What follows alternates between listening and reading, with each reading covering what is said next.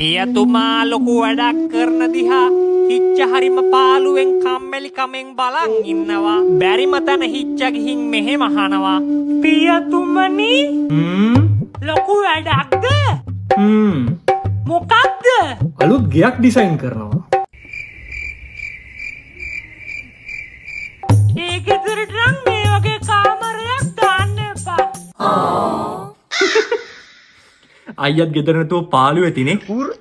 තාත්තා නම් ලොකු වැඩක් කමක් නැහැ. ආයෙ මම මොන වැඩේ කරත් ඔයා වෙනුනුත් වෙලාවක් වෙන් කරනවා. හොඳ? නෑ එහෙම ඕන නෑ.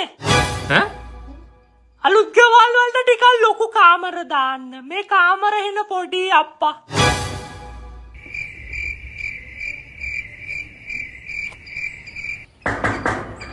ඒ ගමන මොකද්ද?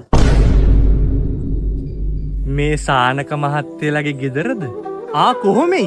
මට කරදරයක් වුණා කිව්වට බලලා යන්න දාවේ. නෑ එහෙම කෙහිල්ලක් නෑ. පණිවිඩයක් කියලා යන්න ආවේ. පියතුමා කිච වුණා. රුවන් දර්ශන සර්ගේ කම්බයින් මැත්ස් රිවිෂන් ක්ලාස් එක දෙසැම්බර් මුල් සතියේ පටන් ගන්නවා කියලා ලොකු පුතාට කියන්නේ. මාස 8න් සම්පූර්ණ සිලබස් එක මුල ඉඳන් කවර් කරනවලු. ලොකු එකාව ඒකට යවන්න. කොහොම ඉතින් ගේ හොයාගත්තේ? මේ සුවඳින්ද? අයියෝ නෑ මහත්තයා.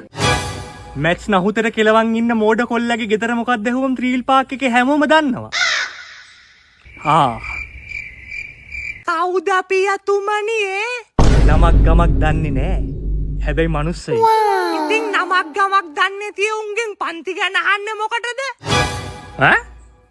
උඹට පඬිතුකට නෑනේ. ඌ කවුද කියලා මන් දන්නේ නේද? රුවන් සහ හොඳයි කියලා මන් දන්නවා. උඹ බලන් ගිය ඇතුළට. කාකෂා එපා එලවන්න. උන්ද ඔය ශාස්ත්‍රයක් කියන්නේ. ශාස්ත්‍රයක්? ඇඹුල් ගහක ඉඳන් අමුත්තෙක් කඩන්නේ ගෙදරට කාක්කෙක් කෙනකොට.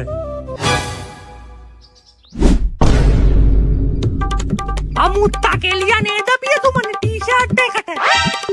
එලවල දාපවක මගලු ටී-ෂර්ට් එකක්. කාකෂා